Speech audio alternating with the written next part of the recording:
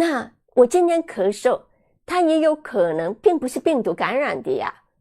OK， 我流鼻涕也有可能不是病毒感染的，它有可能是因为细菌感染的。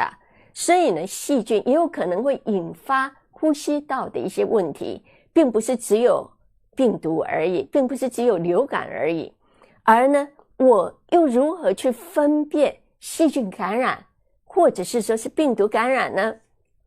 细菌感染，就像我刚才稍微提了一下，它的症状呢，会比病毒要严重一点，症状它可能会持续超过10到14天，高烧呢也会比较久一点点，然后的话它会伴随着淋巴结的一个肿大，你会有非常严重的一个喉咙痛。 OK， 那有些人他会说这就要看痰的颜色了，这是错误的一个观念。你的痰的颜色不管是任何的一个颜色，绿色也好，它并不代表你就是一个细菌的一个感染，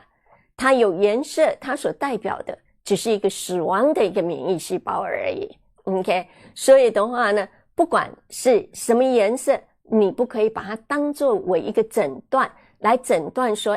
我这个咳嗽是因为细菌引起的，或者是说我这个咳嗽是因为病毒引起的。如果是说呢，比个例子来说，你的那个流鼻涕也好， OK， 你擤鼻涕也好，它是很水的，没有颜色，有的时候呢，它甚至于是因为过敏引起的。那么有颜色的话呢，不管是病毒细菌都会引起有颜色，所以呢，它只是一些死亡的一个免疫细胞。 OK， 如果是深褐色，